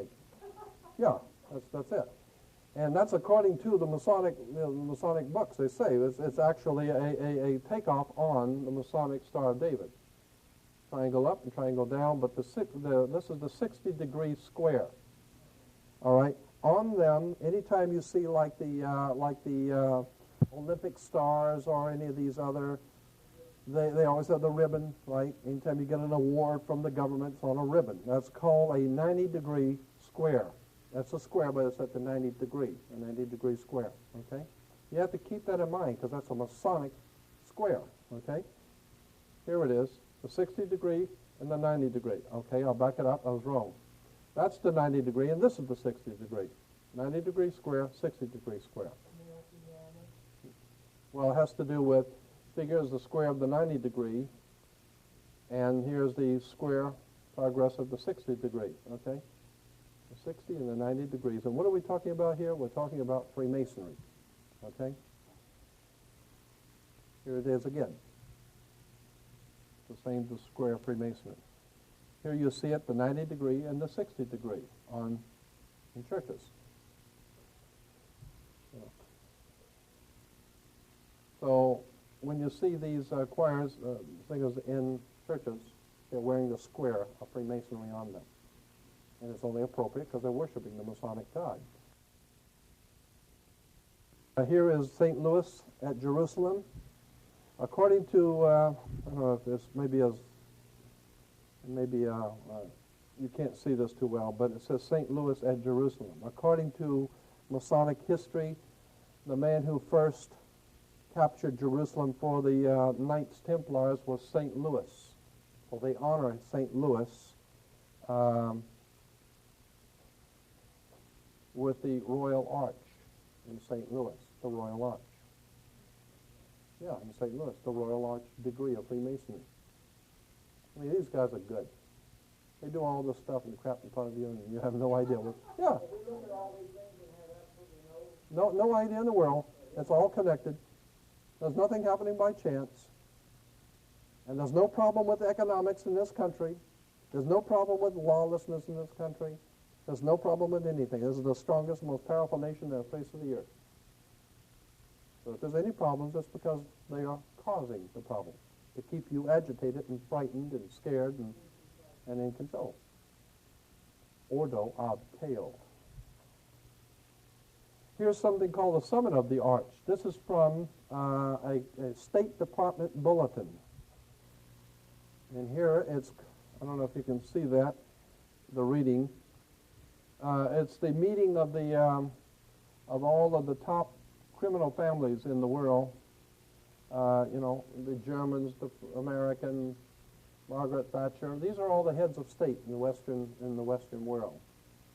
And it's the giant glass pyramid. Of course, they would have the picture taken in front of the pyramid in France, and that's why always in any great wars and all the time of world trouble, you always have to have a Paris Peace Conference. In Vietnam and Korea, you always go to Paris because Paris is the home of the French Grand Orient Temple Masons, right? And so here you got the Summit of the Arch. Why would they call this the Summit of the Arch? For the Western world's financial and the leaders of the Western world. Here's a little Masonic library to show you how it's connected with religion.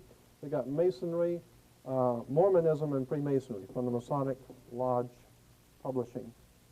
So Mormons are founded by, organized by, directed by, and financed by the Freemasons. Joseph Smith and Brigham Young, the two leaders of the Mormon Church, were both 32nd degree Freemasons in the Scottish Rite. There's another book, The Relationship of Mormonism and Freemasonry. Here's Mormonism and Masonry. Freemasonry in the Book of Mormon. That's why in Utah we have Zion National Park. Zion National Park with the great white throne. Incidentally, it's not black throne, it's a white throne. And that's why America is ruled from the White House, not a brown house, or a yellow house, it's the White House. Okay, and that's because England is ruled from what is called Whitehall. Whitehall is the central power of England, Whitehall.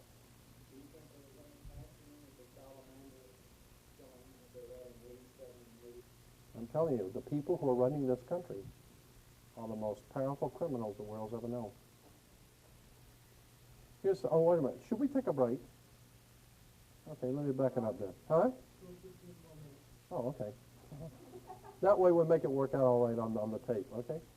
So, all right, let's get past this one thing and then we'll take a break. Masonic Orders of Fraternity. This is taken from a Masonic document. The direct descent of the essential program of the esoteric schools was entrusted to groups already well conditioned for the work. The guilds, trade unions, similar protective and benevolent societies have been internally strengthened by the introduction of a new learning. The advancement of the plan required an enlargement of the boundaries of the philosophical overstate. A world fraternity was needed, sustained by a deep and broad program of education according to the method. There's a method to this education that we're getting. Such a fraternity could not immediately include all men, but could unite the activities of certain kinds of men, regardless of their racial or religious beliefs or the nations in which they dwelt. Here's the point. These were the men of towardness, those sons of tomorrow whose symbol was the blazing sun rising over the mountains of the east. Remember Shell oil, okay?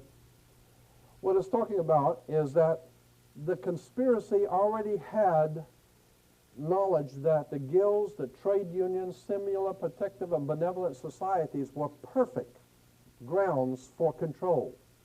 So you set up the Red Cross, you set up the Painters Union, you set up these unions and benevolent societies and this and that, set them all up to ostensibly, of course, protect the people, to help the people, and protection, when in fact they're being organized and directed to control the people. And it does, and such a fraternity could not immediately, we can't explain this conspiracy to everybody. We can't count in everybody on this. But we could unite certain kinds of men. As long as we all understand what's going on here, we could unite these different organizations together. And the symbol for these men, these were the men of towardness, whose sons of tomorrow, these sons of tomorrow, whose symbol was a blazing sun rising over the mountains of the east. That's important.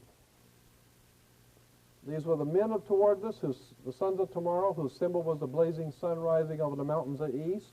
While it is difficult to trace the elements of a pattern never intended to be obvious, the broad shape of a design is dimly apparent, the invisible empire.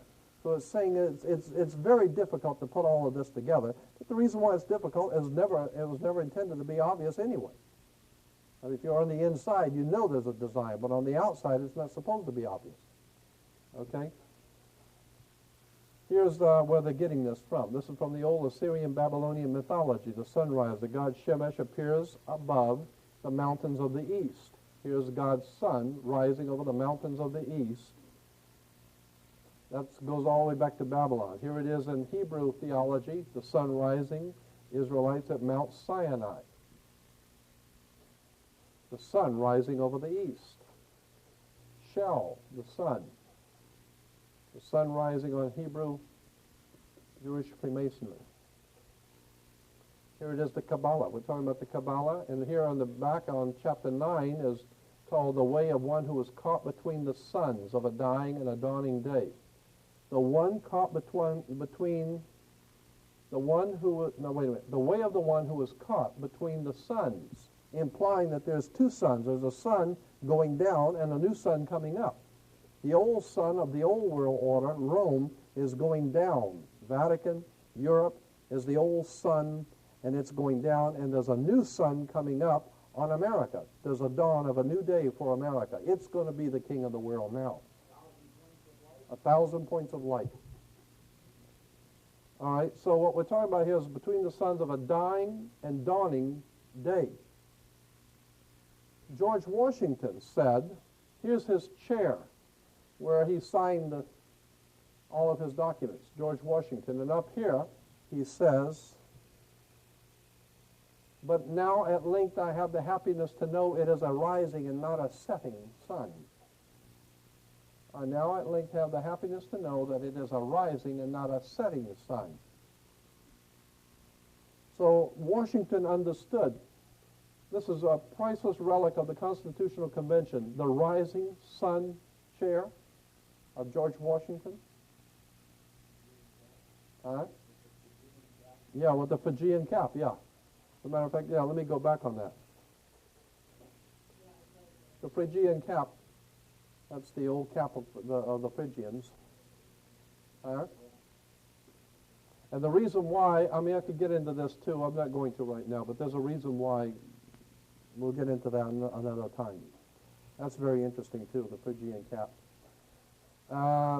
Here's a book by James Billington, Fire in the Minds of Men. It traces the course of the revolutionary faith from its earliest origins in occult Freemasonry to the allegedly scientific Marxism of today. So when you hear things about scientific Marxism, communism, the Soviet Union, and all of that, what we're talking about, scientific Marxism, is actually had its earliest origins in occult Freemasonry. And James Billington has written some brilliant books. He is a Rhodes Scholar, like the new president. He's a Rhodes Scholar also. He teaches at Oxford. He's probably taught our new president. He is a really establishment boy. This guy is well thought of by all the gangsters on top of the governments of the world. He's their boy.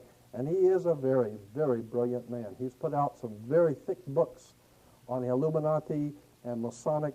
This whole book is dealing with the Masonic symbols and emblems that are used throughout the world and what they mean, and well, a tremendous book. But I was showing you this only because in relation to Marxism, connecting it with the origins in Freemasonry, okay? Again, here is a page from an encyclopedia on Russia, and over here you have the flag and this national coat of arms. The national coat of arms talks about the rising sun is a symbol of the dawning of the new day of communism. New day is in quotes, okay? The rising sun is a symbol of the dawning of the new day of communism, all right? This symbol came out for the Soviet Union in 1930s, late 30s, mid to late 30s. It originally came out at that time. In New York, we have the dawn of a new day, dawning of a new day of communism. And in New York, we have for the World's Fair in 1939, the dawn of a new day. There's connections between the New York World's Fair and the coming of the Soviet Union. Somebody's trying to tell us something in New York. Sun rising in Russia, Soviet Union, sunrise. Here's the, what is it, half a dollar? Yeah, 50 cents. And here it says, she is moving toward the dawn of a new day, the sun rising for us.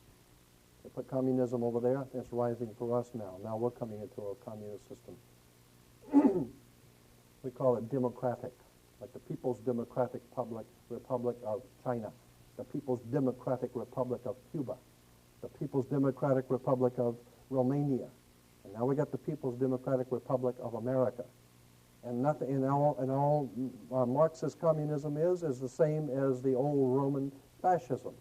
It's all totalitarian dictatorships, period.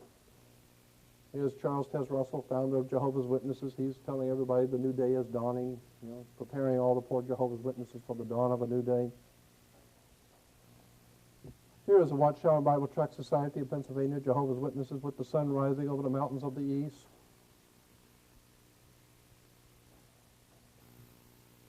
Here's a Christian distributor for Christian materials called the New Day, sun rising over the mountains of the east.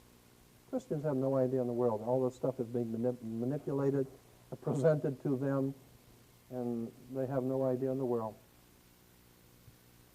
And they're out there programmed to accept God's kingdom, Channel 40, and never realize the symbols of Channel 40 are Masonic. And all of their leaders are all Freemasons. It's too bad, but it goes back to, pride precedes a fall. When it is you think you have the whole truth and you're in tight with the Lord, that's when you've been had.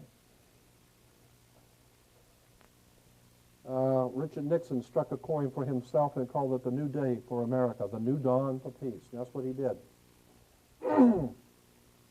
Here's Liberia, the flag with the symbol for the rising sun on the flag, just to show you how it's used throughout the world. The sun which heralds a new day. Romania, their symbol is the sun, like the shell, the sun rising over the mountains of the east. The rising sun expresses the promise of a new day.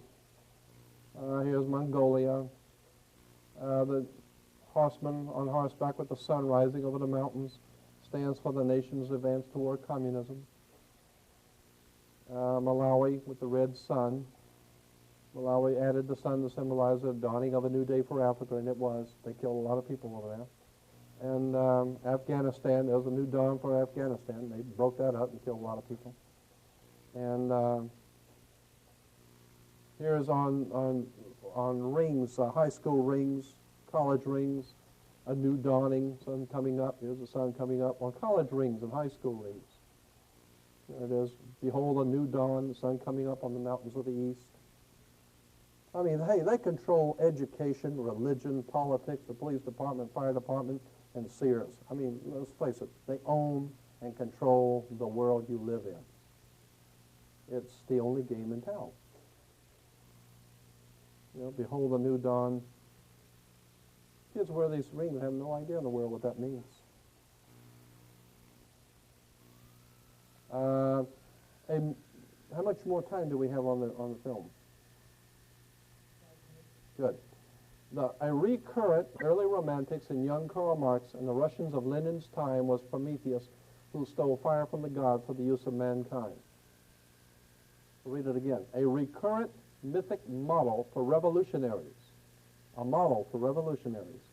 And early romantics, young Karl Marx, and the Russians of Lenin's time was Prometheus, who stole fire from the gods for the use of mankind. Prometheus. Here in New York, at Rockefeller Center, we have the Prometheus Fountain. The Masonic Square, Freemasonry, and in front of Rockefeller Center is Prometheus on the Promethean Fountain, who stole fire from God. And that's why during the Olympics you have they're running around with the torch. That's the torch of Prometheus, like the Statue of Liberty holds the torch of Prometheus. It's a symbol for the Age of Enlightenment, or the Illuminati, the illuminated ones, holders of the light. Well, wait a minute. Yeah, I'm just going to, this is the end of it right here. The United Nations, I was saying today to one of you today that the post office, our postal service used to have on our post boxes on the street were red, white, and blue. Today they're just simply blue. They're just simply blue. Because blue is a symbol for Israel. It's the symbol, it's the national color of Israel, which is incidentally the same national color for, the international color for the United Nations. This color blue. This particular shade of blue has since become known as UN blue. This is UN blue. It comes from the old Grand Lodge of Freemasonry, the Grand Lodge blue. That's why they call it blue degree of Freemasonry. The first 3 degrees of Freemasonry is called the blue degrees. That's why the United Nations is blue. Yeah, that's why when you go to college, you get a degree. Because that's the way you move in Freemasonry, is by degrees. The 33rd degree, the 32nd degree, the 3rd degree. You go to college and get a degree, because these people will teach you what you're supposed to know, not what you're not supposed to know. You're not supposed to think like this. They teach you what you're supposed to know. They teach you how to earn a living, not how to live. They teach you how to think, not to think, but how to think. And so that's why when you come out of college, they call you an alumni, because you are an illumini. You are illuminated. You've been enlightened by the powers that be. As long as you stay square and play on the square, you're going to do all right. As long as you don't go thinking too much. Is the end of the first section.